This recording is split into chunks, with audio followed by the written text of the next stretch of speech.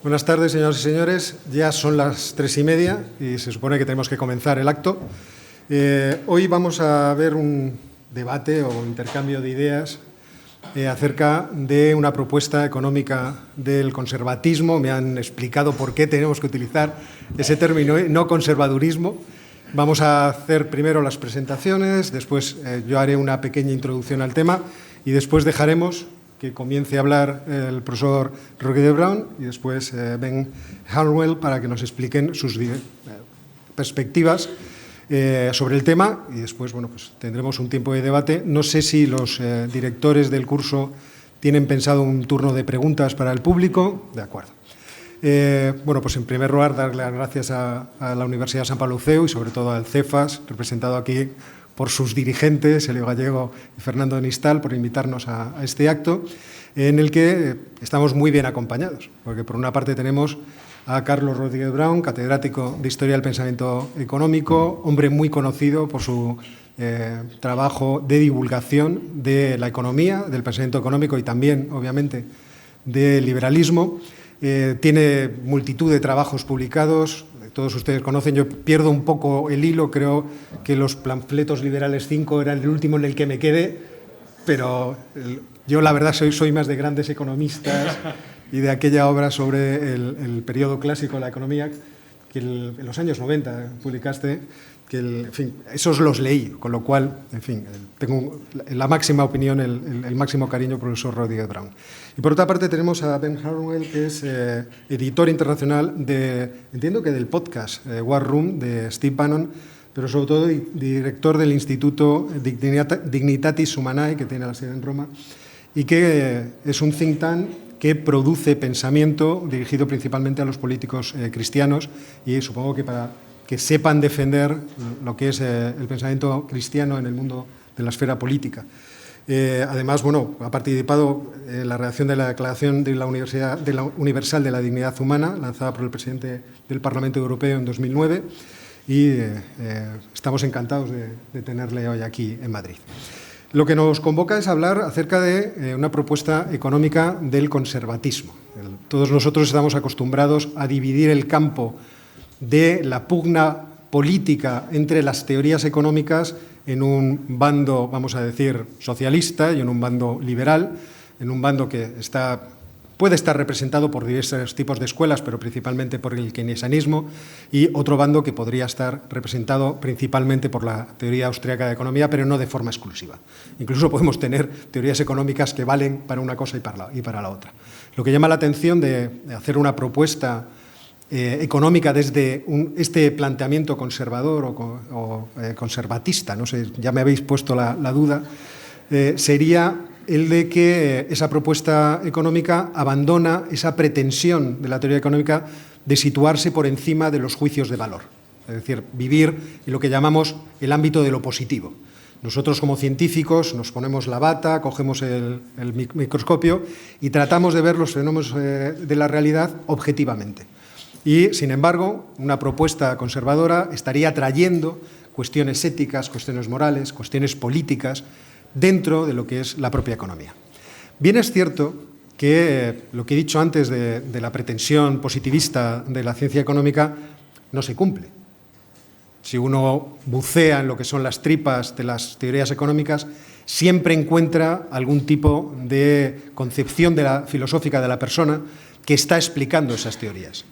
Y se pueden poner ejemplos muy concretos. La escuela neoclásica, que es la que explicamos habitualmente en las facultades, la que yo tengo que explicar, por ejemplo, a continuación de este acto, esa teoría se basa en la filosofía positivista. La teoría de John Maynard Keynes se basa en el intuicionismo de la filosofía analítica británica. La teoría austríaca, dependiendo del autor que tomemos, pues puede depender o estar fundamentada en el kantismo. Desde ese punto de vista ya existe una introducción de una concepción, de una visión de la realidad muy concreta, de una cosmovisión en cada una de las teorías económicas. ¿Por qué no hacerlo desde el punto de vista del pensamiento conservador o del pensamiento cristiano? Es decir, ¿por qué no utilizar la concepción de la persona del cristianismo para fundamentar una teoría económica? y también las propuestas de aplicación de esa teoría y de construcción de la sociedad que esa teoría podría tener. Yo entiendo que esto es lo que nos convoca aquí. Además, existe otro componente, y es que durante mucho tiempo hemos visto el intento de hacer converger. No voy a ser muy largo, porque los que tienen obviamente que hablar son ellos. Pero hemos visto el intento de hacer converger, por ejemplo, el pensamiento cristiano y el pensamiento liberal.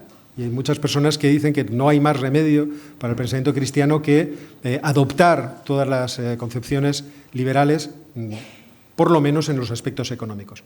Y es verdad que en gran medida esto es cierto. No lo es en toda medida, pero en gran medida es cierto. Porque es evidente que toda acción voluntaria es una acción responsable y, por lo tanto, tiene un componente ético metido ahí dentro de alguna forma.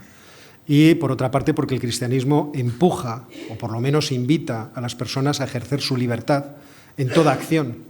Una libertad que además tiene que corresponderse o tiene que orientarse en una dirección muy concreta y muy específica. Desde ese punto de vista, yo creo que el debate que hoy se puede abrir aquí es especialmente interesante. Y además apunta a cosas muy reales, muy pedestres, muy cotidianas, que tenemos en la presencia de nuestro día a día muy cerca. En primer lugar, la importancia del libre mercado, la importancia de la construcción a través de la espontaneidad de la sociedad civil, de lo que es la propia sociedad, el papel que debe jugar el Estado, cómo se puede alcanzar el bien común al margen o con el Estado.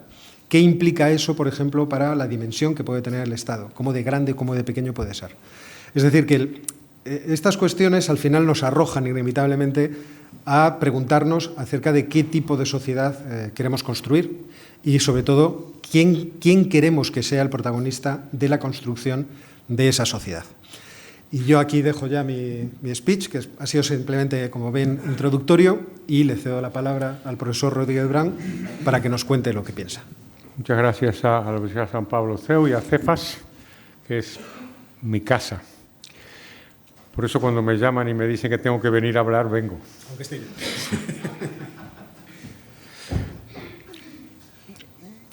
Hoy voy a plantearos una idea,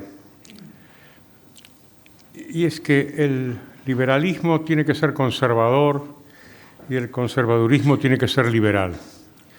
Y que la economía es un campo en donde estas fuerzas que son distintas se pueden reunir. Y para intentar llegar a esta conclusión voy a empezar de la peor manera posible, que es estudiando a dos economistas, dos de los grandes economistas del siglo XX, los dos grandes liberales, que específicamente insistieron en que no eran conservadores. O sea que el trabajo va a ser un poco complicado, pero en fin, haré lo posible. Se trata de un norteamericano y un austríaco.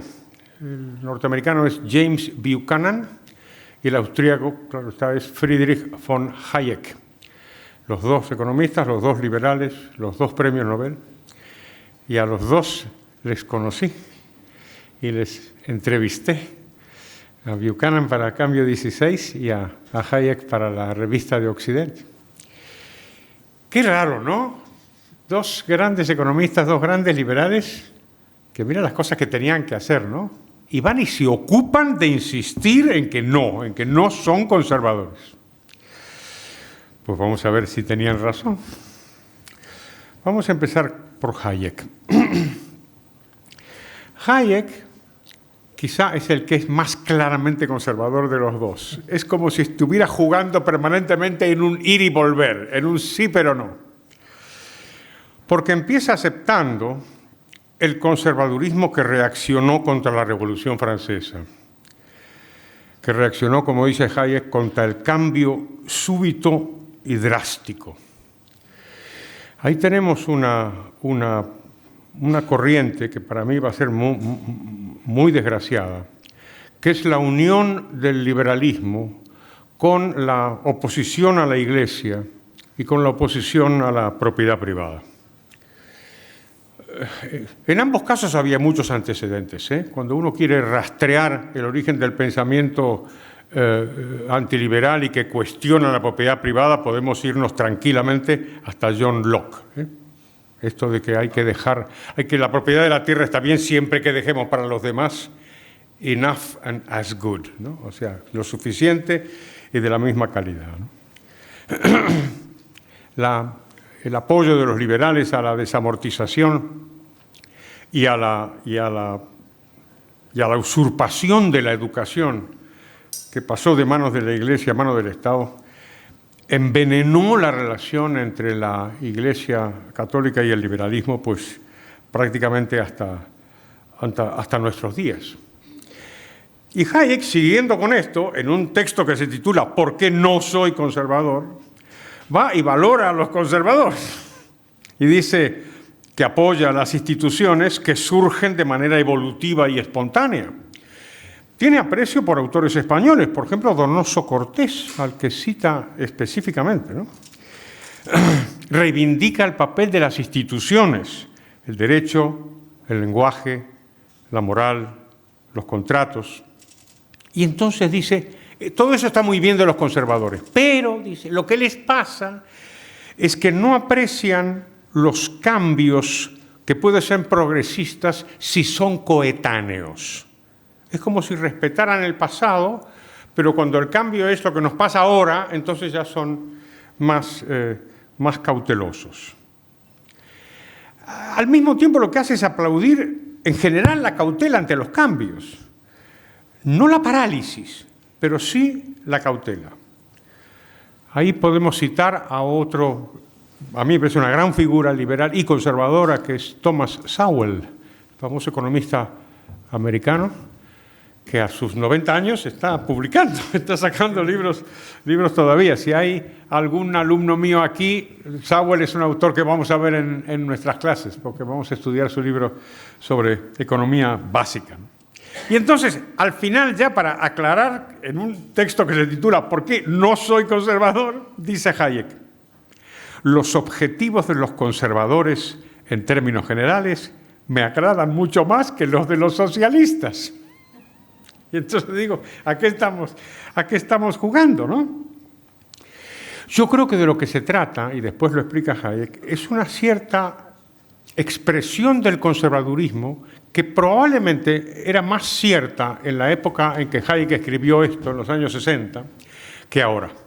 Es casi una caricatura del conservadurismo actual. Por ejemplo, pone muchísimo énfasis Hayek en asociar conservador con intervencionista en economía. Específicamente dice, si uno es conservador, entonces uno es proteccionista. Claro, esto se asocia probablemente mucho más al conservadurismo antiguo que al conservadurismo actual, aunque por supuesto existe eso, las almas proteccionista y liberal yo creo que conviven malamente en el conservadurismo. Y esto, por cierto, puede aproximar a algunos conservadores con algunas posiciones de la izquierda. Una de las primeras conferencias que dio Pablo Iglesias cuando empezó a salir a la fama fue ante un grupo de empresarios a los que les dijo, estamos de acuerdo porque yo también quiero cerrar la economía para que solamente los empresarios en un mercado cerrado pues tengan su negocio. Aprecia la unión entre liberales y conservadores por la desconfianza de la razón. A mí, en cuanto escucho esto, siempre digo, cuando oyes eso, la desconfianza de la razón, siempre te tiene que sonar la campana del liberalismo, porque el liberalismo es cauteloso ante los grandes cambios, ya desde Adam Smith, ¿no?, que recela de aquellas personas que quieren reorganizar la sociedad como si los seres humanos fueran piezas en un tablero de ajedrez. Y dice, no, la diferencia de los seres humanos con las piezas es que los seres humanos tienen su propia motricidad. Y otro aspecto importante de Hayek, y ya pasamos a Buchanan, es que reconoce el papel de la religión. Ya en esa época, estamos hablando de Constitution of Liberty, los fundamentos de la libertad. Dice, en ningún caso se sigue que el liberalismo tiene que ser enemigo de la religión. Y dice, antes bien, al contrario. Y con el paso del tiempo, Hayek fue apreciando cada vez más el papel de la religión, como se ve en su último libro, La fatal arrogancia, en el último capítulo, que es muy notable porque ahí está haciendo un reconocimiento de él, que no era un hombre creyente, y diciendo, pues nos hemos equivocado los liberales en el ataque a la religión, porque la religión es un fundamento de la libertad. Ahora pasemos a Buchanan. Buchanan dice que lo que pasa es que los conservadores y los liberales se juntaron ante un enemigo común, que era el socialismo. Y entonces lo combaten analíticamente, señalan sus deficiencias teóricas, en la práctica critican las políticas intervencionistas y que esta cercanía, dice Buchanan, llevó a confundir las cosas y a tomar ambos grupos como derivados de una misma base. Y él dice que no es así. Otra vez, yo creo que existe en Buchanan la misma idea que os he comentado por Hayek. En el caso de Hayek, dice, los conservadores valoran lo que está. Y esto imprime a sus ideas un sesgo favorable al status quo. Dice, lo que puede estar mal si de lo que se trata es de cambiar las cosas. Ahora bien, en realidad, sabemos que las políticas antiliberales, las políticas intervencionistas, supuestamente no conservadoras, pueden ser muy conservadoras.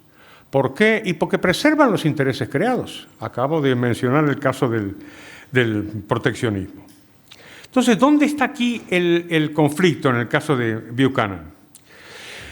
Conservadores y liberales, dice, disienten sobre la naturaleza del ser humano, su perfectibilidad, su relación entre las personas como iguales o como inferiores y superiores.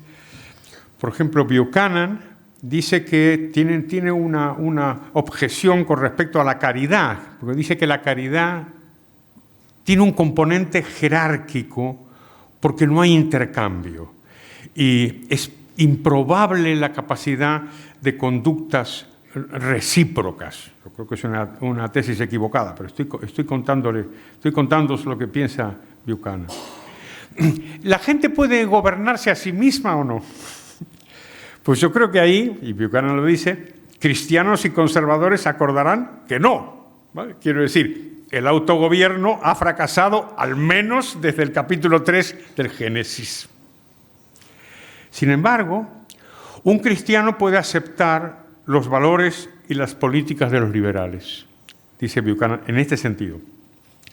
La gente debe ser tratada como si pudiera autogobernarse, o al menos deberían poder autogobernarse mientras no dañen directa o significativamente a los demás. Y dice que esto es coherente con la dignidad de la persona humana. Pues, dice Buchanan, o creemos que el ser humano puede elegir por sí mismo, o debemos dejarle que elija mal, pero sin prohibir esas malas elecciones. Y esto, pues, encaja con el pensamiento cristiano, creo yo. Los valores, dice Buchanan, y eso también encaja perfecto con el conservadurismo y con el cristianismo, los valores son la clave.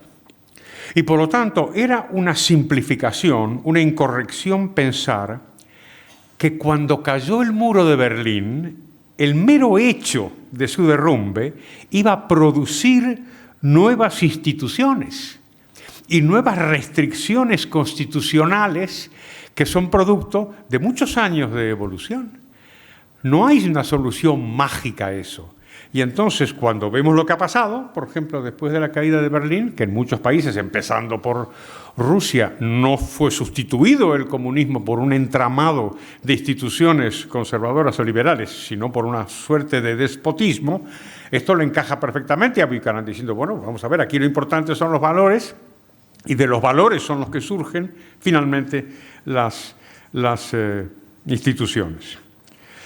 Entonces, en resumen y para concluir, yo creo que una propuesta económica conservadora es esencialmente una propuesta liberal, en el sentido que tiene que apreciar instituciones como la propiedad privada, los contratos voluntarios, las libertades civiles, políticas. Ahí puede haber una perfecta unión.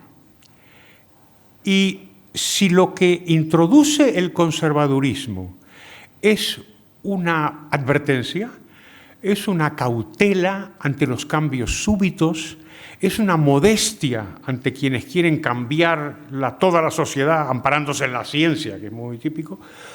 Pues yo no veo ahí ninguna incompatibilidad entre el liberalismo y conservadurismo en términos económicos. Veo que son perfectamente armónicos. Y para terminar con una de quizá de las citas más bonitas del liberalismo, y hablando de valores, recordemos esa frase maravillosa del juez americano Hand, Learned Hand. Siempre pensé que tenía que ser descendiente de indios, ¿no? Porque con ese nombre, mano sabia, tiene que ser algún... Dijo una de las frases más maravillosas del liberalismo. Dijo, la libertad yace en los corazones de las mujeres y los hombres. Y si está ahí, no necesita ninguna constitución, ni ninguna ley, ni ninguna norma que la proteja. Y al revés, si no está ahí, no hay ninguna institución, ninguna norma, ninguna constitución que la pueda preservar. Muchas gracias. Ben, it's your turn, please. I want to thank Professor Rodriguez.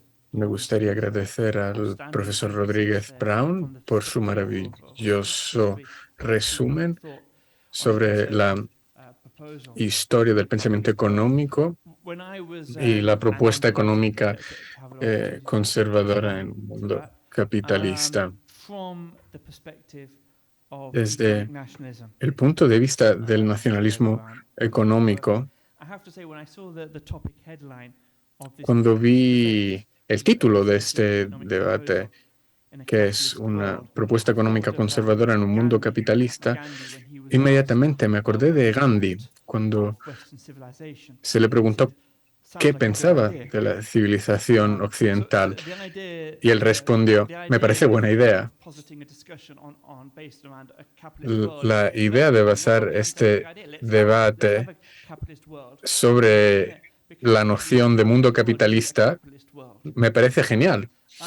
Empecemos ahí, consigamos un mundo capitalista y luego empezamos a hablar.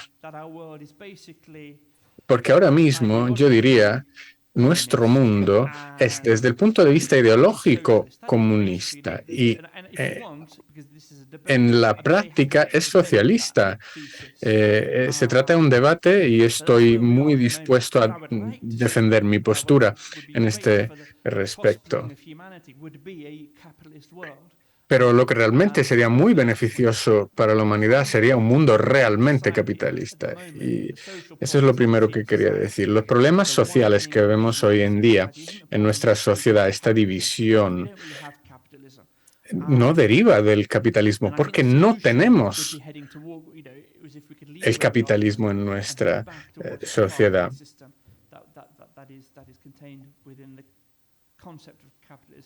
Sí lo tendríamos si nos alejáramos de donde estamos ahora mismo y volviéramos a un sistema de real intercambio económico libre.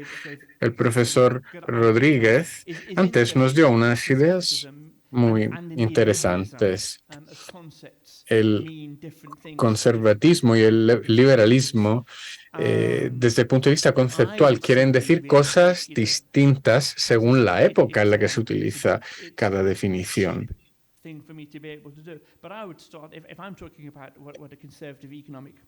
Y si se me pregunta cuál sería una buena propuesta económica conservadora, yo citaría a Margaret Thatcher, que realmente era un primer ministro conservador, diferentemente de lo que ha hecho el Partido Conservador británico en los últimos 30, 40 años.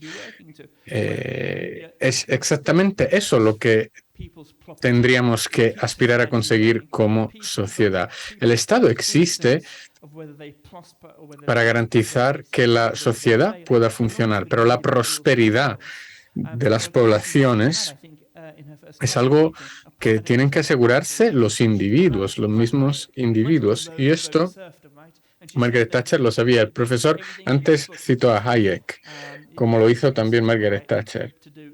Y básicamente lo que dijo él en sus libros es la esencia de mi pensamiento, aunque yo no elegiría a Hayek como el acme del liberalismo. Yo elegiría a Ludwig von Mises. porque en su trayectoria académica, Hayek ha sido, yo creo, menos coherente. Van Giesick ha sido mucho más coherente como pensador, yo creo, y nos ha dejado un corpus de trabajo que hoy en día todavía se puede referenciar, y su pensamiento es una forma de libertarianismo económico. El libertarianismo, dijimos antes, hoy no goza de buena reputación entre los conservadores, pero en mi opinión los preceptos libertarios son mucho más fáciles de defender, por lo menos para mí. Lo que me gustaría ver a mí sería esto.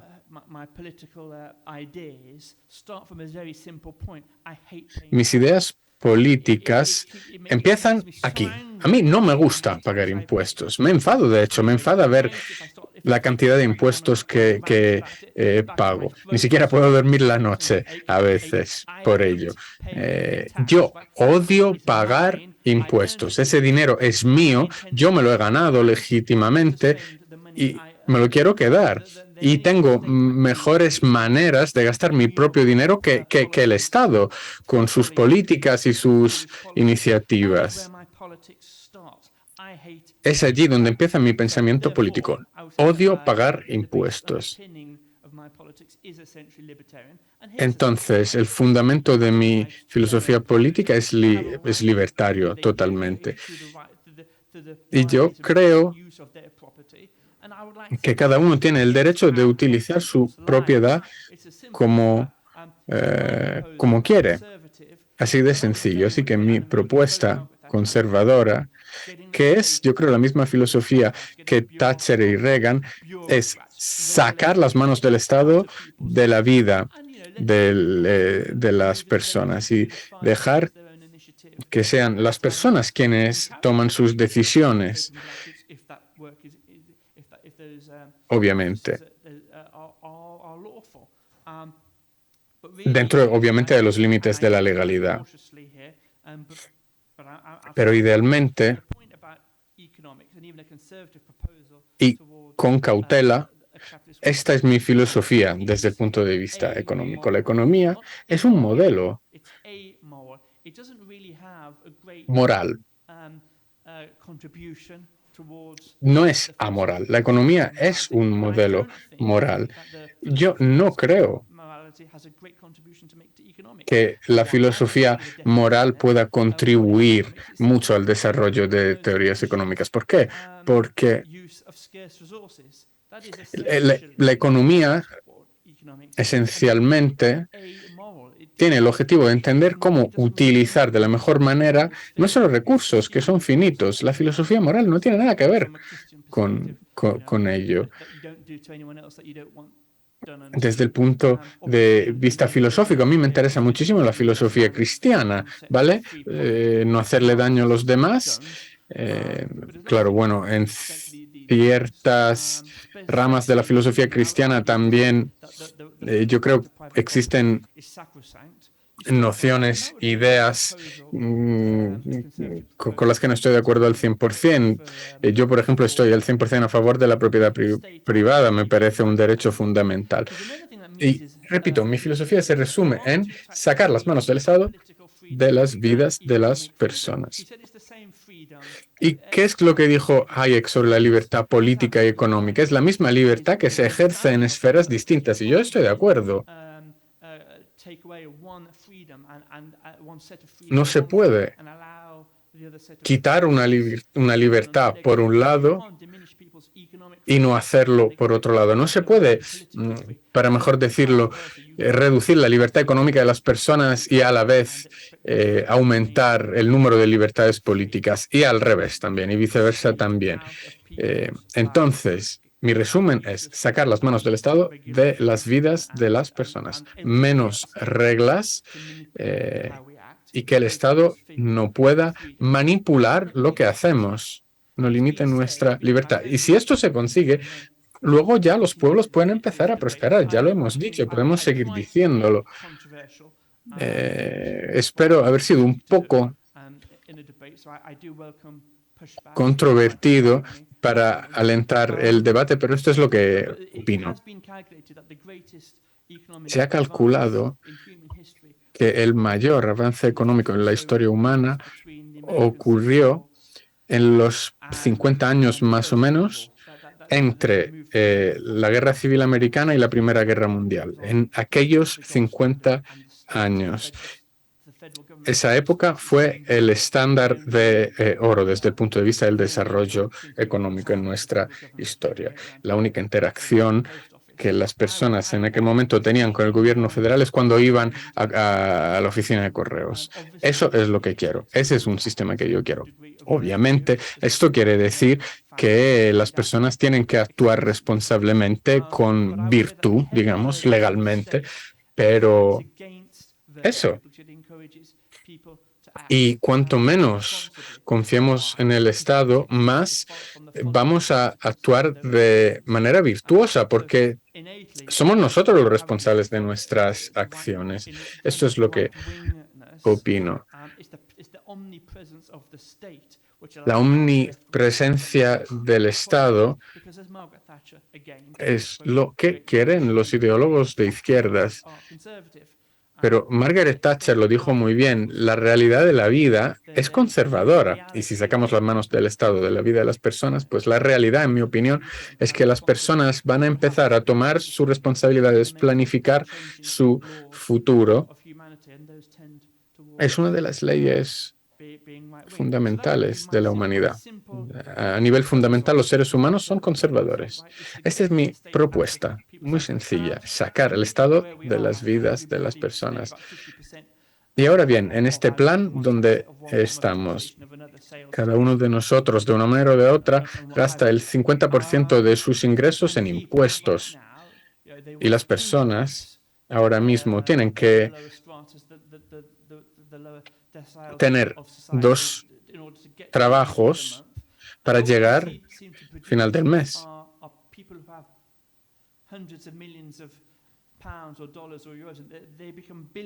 Hay personas que, por otro lado, ya empiezan con cientos de miles de dólares, euros, que ganan miles de millones. Y es una consecuencia no del capitalismo, sino de tener el Estado tan involucrado en nuestras vidas. Muchas gracias. Esta es mi propuesta. Por pedirle una aclaración a Ben, pero lo que no estás proponiendo es una forma de anarcocapitalismo, ¿o sí? Porque la existencia del Estado para ti sería un Estado mínimo o sería un Estado ausente de forma total. The term that Mises used to describe himself, and maybe Rothbard as well. El término que usó Rothbard, todos los teóricos de la escuela austríaca, es anarcocapitalismo, sí.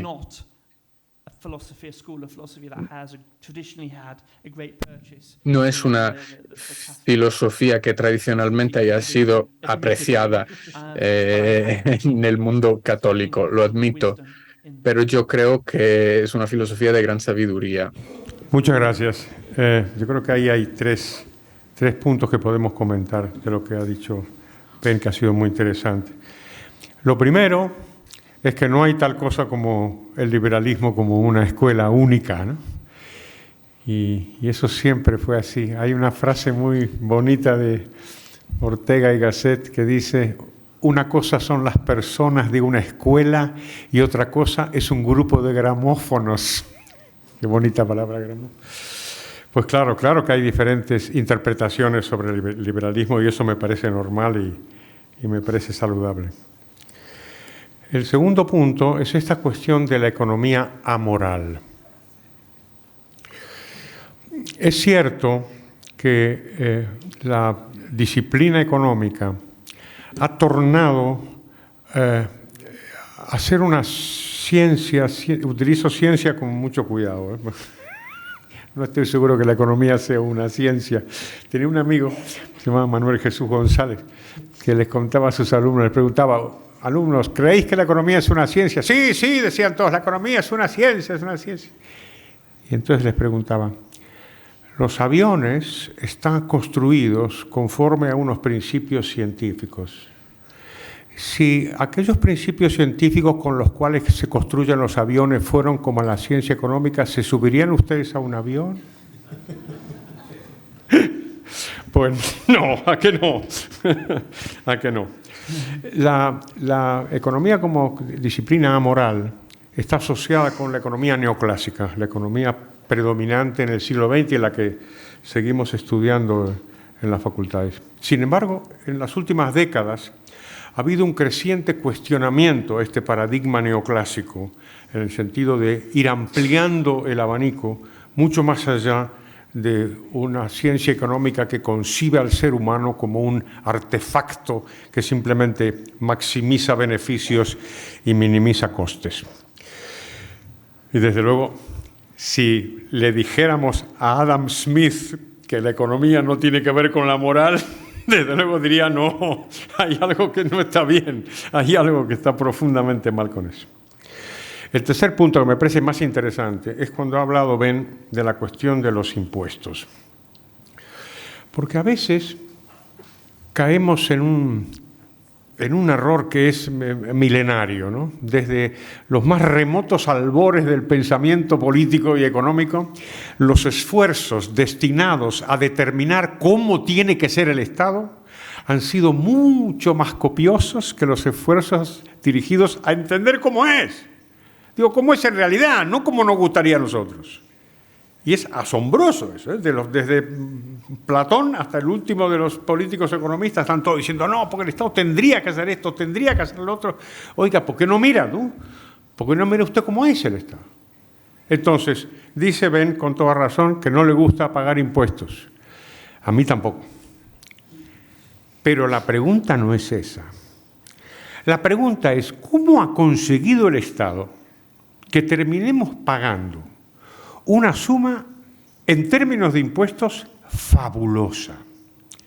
Una suma que sería incomprensible para cualquier pensador político y económico anterior al siglo XIX, incluso anterior al siglo XX.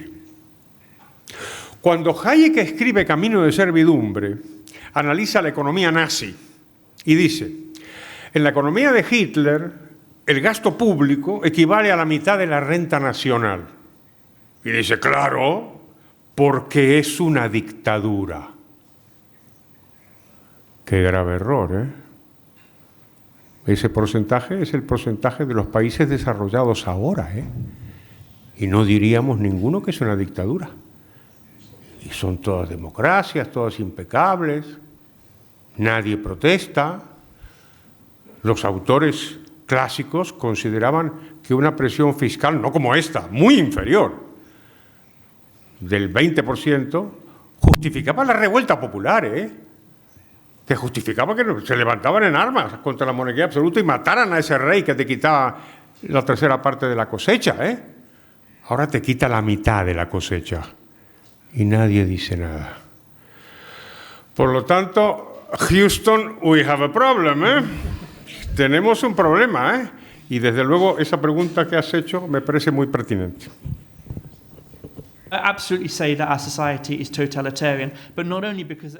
Yo diría que nuestra sociedad es totalitaria, pero no solo desde el punto de vista fiscal.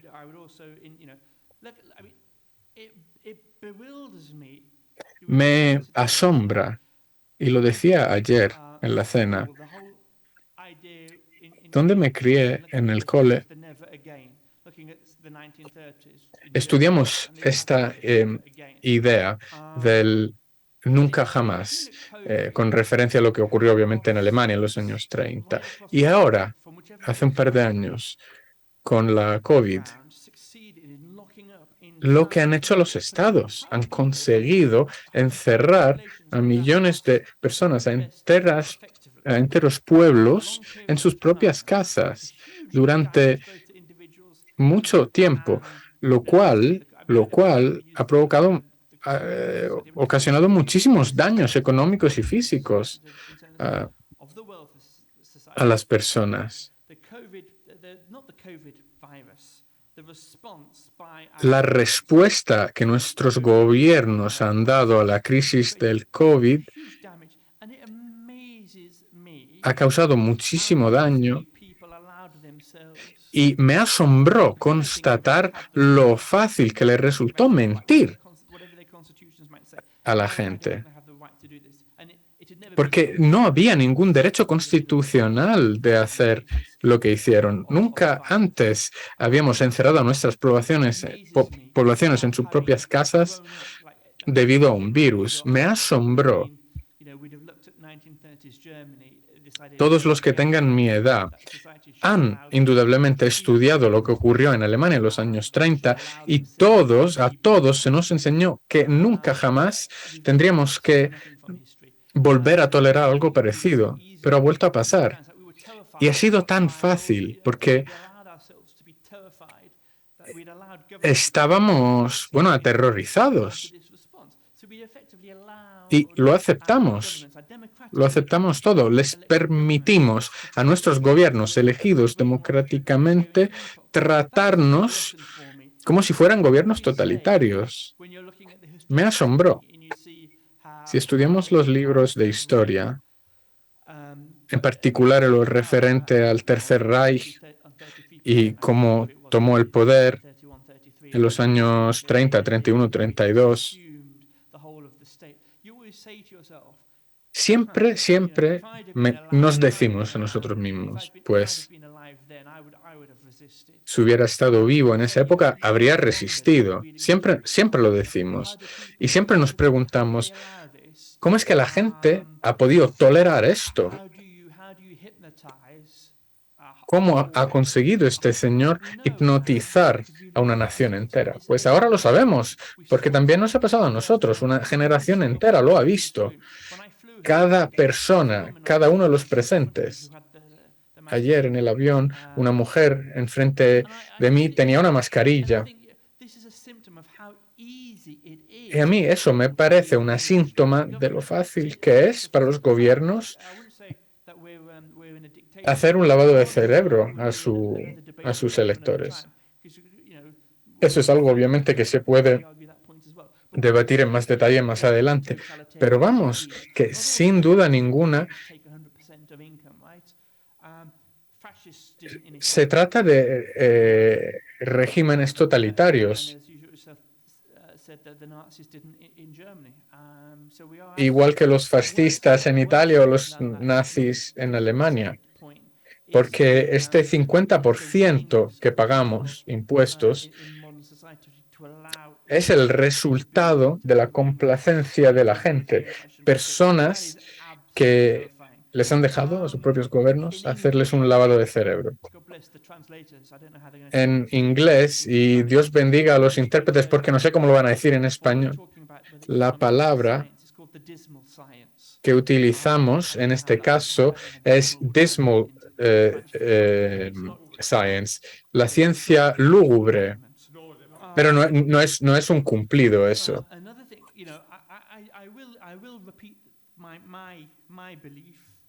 Y repito, yo creo que la economía es moral. Sus interacciones no tienen nada que ver con la filosofía moral tal y como lo conocemos en el mercado libre. Y sería correcto decir que, por otro lado, la filosofía marxista, comunista, socialista es inmoral porque está basada en la envidia.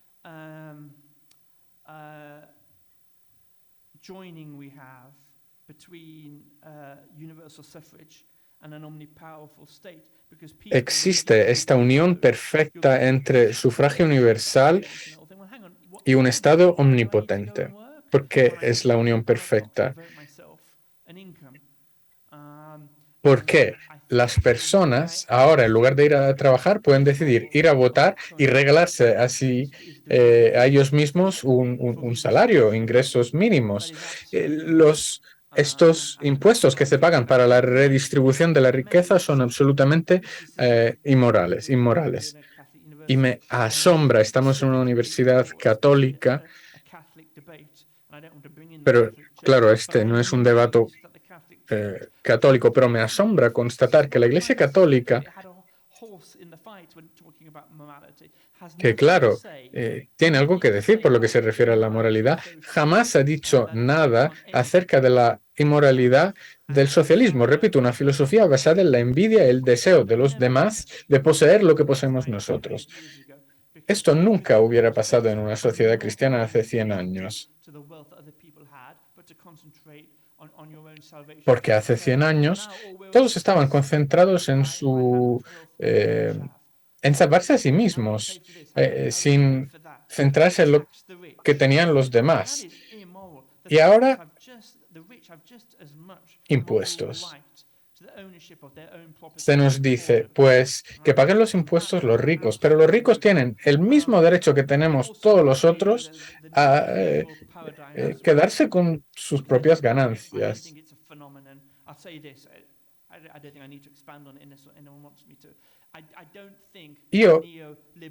Yo no creo que el neoliberalismo sea un resultado del capitalismo de mercado libre.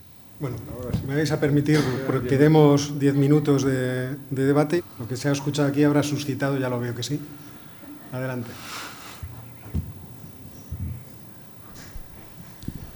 Muchas gracias.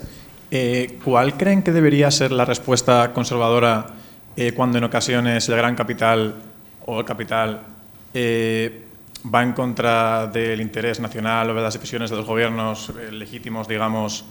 Se me ocurren un par de ejemplos. Por ejemplo, cuando Disney el año pasado, creo que fue, directamente se opuso a una ley aprobada por el estado de Florida porque la consideraban impropia. O, por ejemplo, como hemos visto, que Meloni, siendo una persona que basó su campaña contra la inmigración, ha aceptado un gran número de visados porque se lo ha pedido a la patronal. ¿Creen que en esos casos sí que es legítimo que el Estado se haga valer por encima de, digamos, el libre mercado? Gracias. ¿Quién quiere responder? Hay que tener cuidado de no confundir el capitalismo con los capitalistas, ¿no? No son lo mismo. Y hay una larguísima tradición en economía, larguísima, que advierte en contra de los empresarios. Y esto ya está en Adam Smith, ¿sí? Ya está ahí. Cada vez que se juntan 2 o 3 empresarios, es muy raro que la conversación no termine en una conspiración contra el público para elevar los precios. Yo creo que lo estoy citando textualmente. O sea que mucho cuidado con eso. Y también mucho cuidado en plantear que aquí hay solamente 2 opciones, que son los grandes poderes económicos o el poder político. El punto de vista, me parece a mí liberal y también conservador, tendría que poner el énfasis siempre en la persona, o sea, siempre en los derechos y libertades de las personas, de cada una de las personas, porque enseguida existe la tentación de arrastrarnos hasta el grupo, ¿no? El grupo de los empresarios o los trabajadores o las mujeres, ¿entiendes? O sea que, digamos, una respuesta más cautelosa en el sentido de que, ojo, reconocimiento siempre del peligro de que los empresarios sean anticompetitivos y después que no me obliguen a elegir entre un gran poder económico o el poder político. Esto dicho, no son iguales, no son iguales, porque el hombre más rico de España es Amancio Ortega, ese es un poder económico, ¿no? ¿A que sí? Pues no nos puede obligar a comprar en Zara, Si no queremos, ¿no? Si no quieres tú, ahora prueba un día a no pagar impuestos. Otra pregunta, por favor. Perdón. Buenas tardes. Espera un momento a que te den el... ¿Querías decir algo? Perdón. Gracias. Solo un segundo. I'd like to respond as well. Me gustaría responder también. He venido aquí hoy para intentar dar argumentos económicos, pero también me gustaría defender argumentos más libertarios. Milton Friedman, que era un gran libertario de la Escuela de Chicago, un gran pensador libertario, dijo sobre este aspecto, la diferencia o el hecho de si el Estado tiene la legitimidad de negar la libertad económica de las personas por la idea del beneficio. La búsqueda de beneficio supuestamente es inmoral y, por lo tanto, un Estado tiene que moderar el encaje económico. Y Milton Friedman dijo, si asumes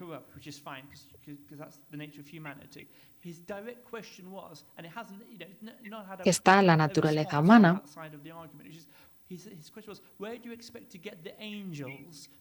¿dónde esperas que lleguen los ángeles para trabajar en el gobierno, en la administración? Y tiene sentido, porque si piensas que las personas son corruptas en sí, es la misma materia de la humanidad la que vas a poner en el gobierno. Entonces, ¿por qué asumir que las personas que trabajan para el gobierno, teniendo en cuenta Europa y cómo Apple y Amazon han sido llevadas ante los tribunales por aquí y por allí, y se les han impuesto cientos de millones en multas?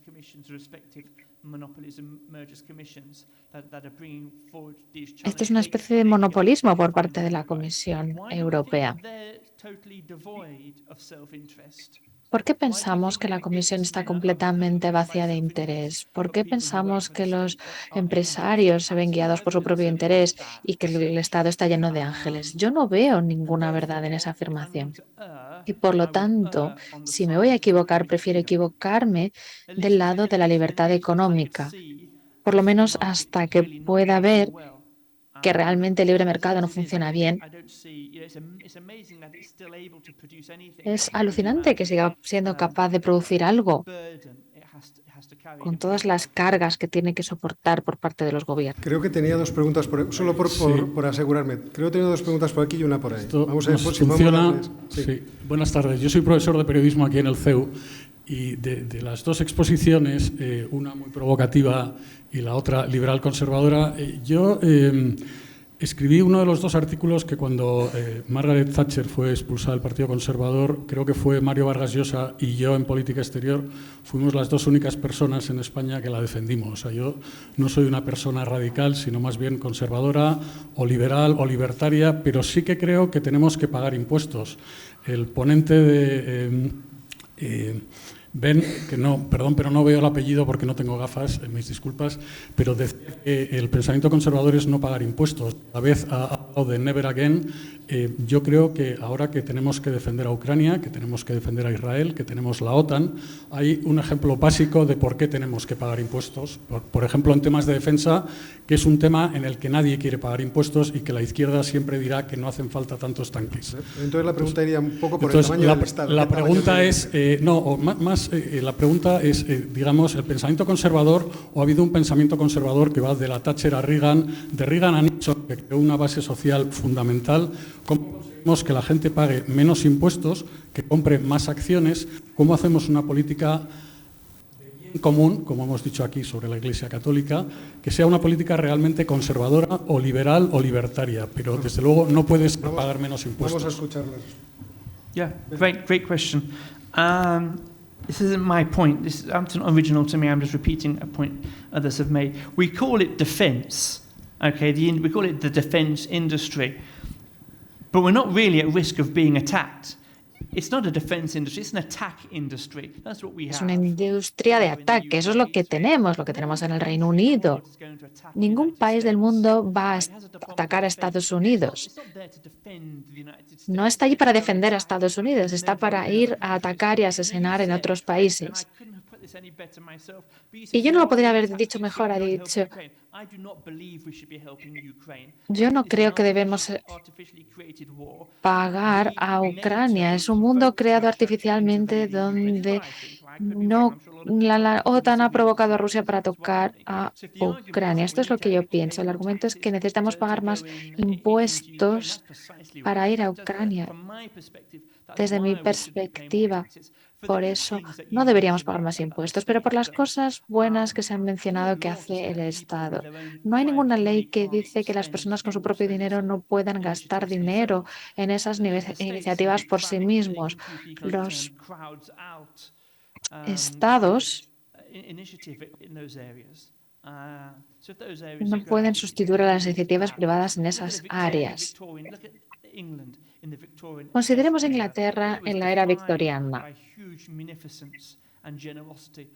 Estaba definida por la magnificencia y generosidad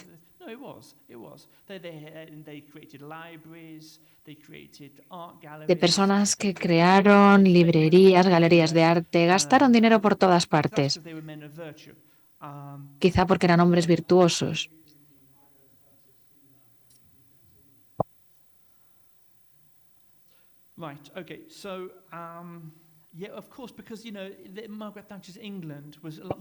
La Inglaterra de Margaret Thatcher estaba económicamente más desarrollada, pero la keynesiana había personas que habían dejado el campo para vivir en el horror de Londres, del Londres de Keynes, que era tan horrible, y podían ganar más dinero trabajando incontables horas en las fábricas y estaban mejor así que trabajando en una economía de subsistencia, en una agricultura industrializada. Eligieron esto, pero lo que hacemos nosotros, de nuestro punto de ventaja en el siglo XX, es mirar condescendientemente esa decisión y ese derecho. Y pensamos que la alternativa es donde estamos ahora en 2023, en comparación con donde estaban en aquella época, en 1823, o cuando sea. Las personas que vivían en aquella época y tomaron esas decisiones fueron a Londres para tener una mayor calidad de vida.